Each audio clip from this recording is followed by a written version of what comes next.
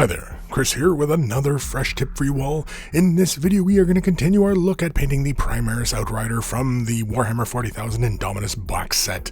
And in this video we are going to work on applying the transfers to the shoulder pads as well as providing a bit of weathering on them. So as you may have noticed, we are going to go with a black Templar type of icon on the shoulder.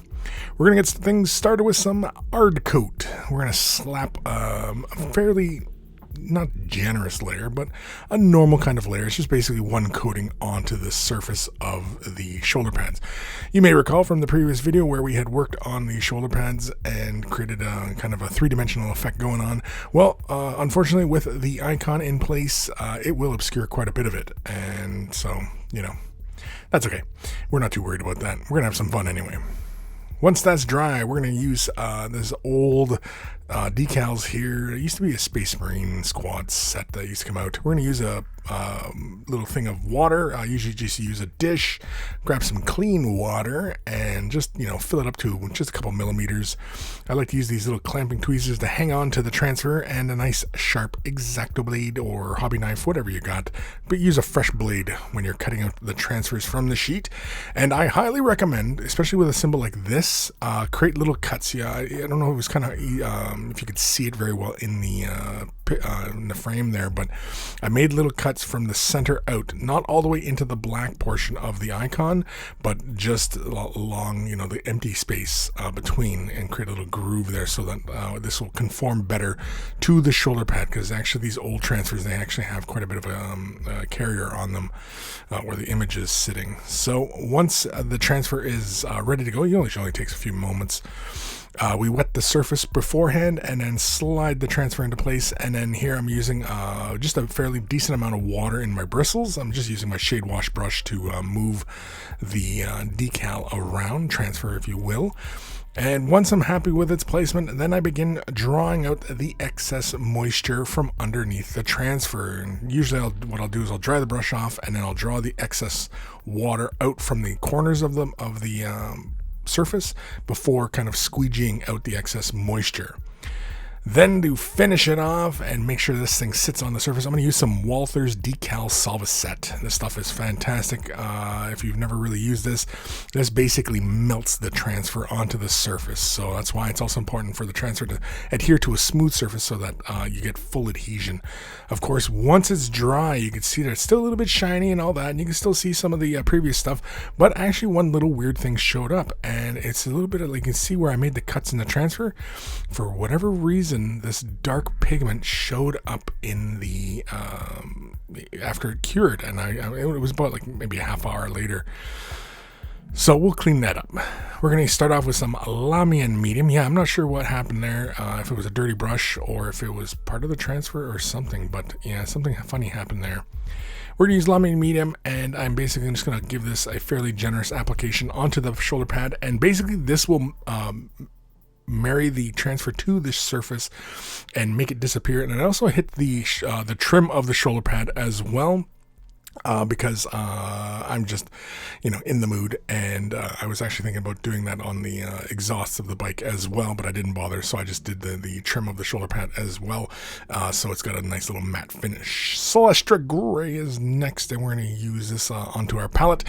We're going to use just a fairly generous amount of water in the bristles just to thin the color out ever so slightly, and we are going to clean up basically wherever we see some of that funny little lines. Again, most part, the lines were wherever I made the cut, but also there were some other areas where it just seemed like this black pigment seemed to come out of nowhere, and on both sides of the transfer.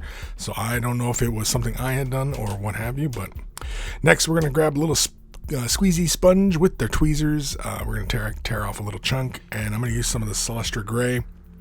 And basically, I'm going to create, just like we've done in previous videos of doing weathering, and I'm just going to stipple straight in, straight out, and concentrate mostly on the icon itself, and create the kind of pockmarked kind of look on the surface. And with this, you can see here, it's pretty easy to overdo, so be very delicate when you are doing this. Again, it's to your own taste as far as how far you want to push the effect. Where I got it on that shoulder pad right there, I was happy with. The other shoulder pad, not so much. Ulthrin Gray.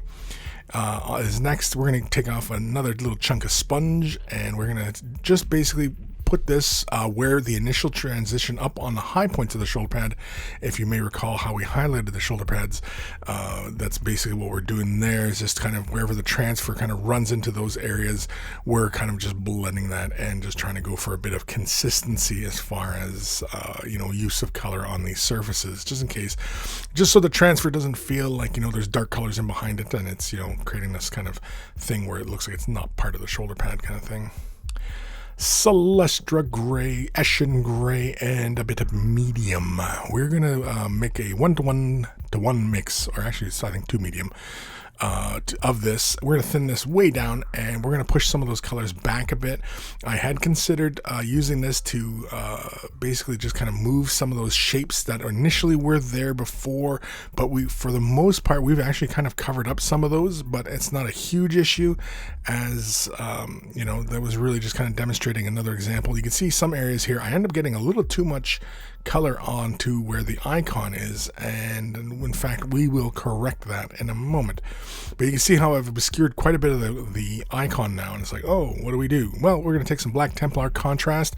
You could also just take Abaddon black, thin it down with some medium till it's very, very thin, and then just basically run it over the icon itself on the shoulder pad, and basically you should still be able to see most of the icon through the thinned out color, so that you can basically trace where the icon is. And this is actually a very common thing to do, especially for transfers. For some of you who've not really used transfers before, you can paint on top of these. Once you put that Lamy and medium down on top of it, you've created this little protective barrier where basically paint can grab a hold of it as well. And you can see there we've cleaned it up, and we also have a nice worn out kind of look we're building up on top of. I'm going to take a little bit of Incubi Darkness, I'm going to take a drop of medium, and I'm going to take a drop of contrast as well, Black Templar contrast paint, just to thin it out ever so slightly. And I'm going to create a highlight, or beginnings of a highlight, on the icon. So where the color is building up towards where Uthran Gray and where it gets brighter on the shoulder pad, I'm basically going to follow that kind of pattern as I work. So basically only about 2 or 3 of the prongs of the icon are going to get this coloring, and this is really, really dark. It's kind of hard to see on camera here, but it is noticeable to the eye. You'll see just a slight hint of that Incubi Darkness, because again, it's pretty close to a 1-to-1. The color on the palette looks really, really dark, but I think there's just more or less lighting. Incubi Darkness all on its lonesome, just thinned out just with the dampness of the brush, and basically I'm just highlighting the very ends of the upper portion of that the icon, and then the one side of one of those little I don't know what those parts of the cross are called. Arms? We'll call them arms. And so basically on this arm, I fill in basically that V portion of it, and then the arm that is further down, I just do the one side of that. And basically it's kind of like drawing a line. You can fill it in as solid, or do it kind of like an edging. Whichever way you want to go about it is entirely up to you, and how you want to go about highlighting these things. I'm taking a little bit of that previous gray mixture and I'm throwing it into the Incubi Darkness just to bring it up just a little bit. Ratio wise, it's probably more 2 or 3 Incubi to whatever that mixture was, which was Celestra Gray and Eshin Gray kind of thing. It's a darker gray. And with this, it is a very careful application just at the corners of the icon itself, up towards where it builds up to the high points. Now, again, we could have also, done a 3-dimensional effect on the icon itself, but because we're going for this kind of worn, weathered type of look, that is pretty much as far as we are going to go. The previous effect that we had done on it kind of gets lost a bit, especially if we are, moving around the icon. We could have incorporated the previous weathering effect after we had done the transfer. I hadn't done the transfer at the time, but either way, I mean, you can always, as long as you work thin, you can always apply more paint on top of other layers and correct and move and change directions, but it's entirely up to you. Don't be afraid to use transfers though. Big thank you to all my patrons. Without their support, these videos would not be possible. If you're considering Patreon support, huge thank you to everybody who does. Click the link in the description below, and there are varying tiers of support, and a huge, huge thank you to everybody who does. Take care of those brushes, and they will take care of you.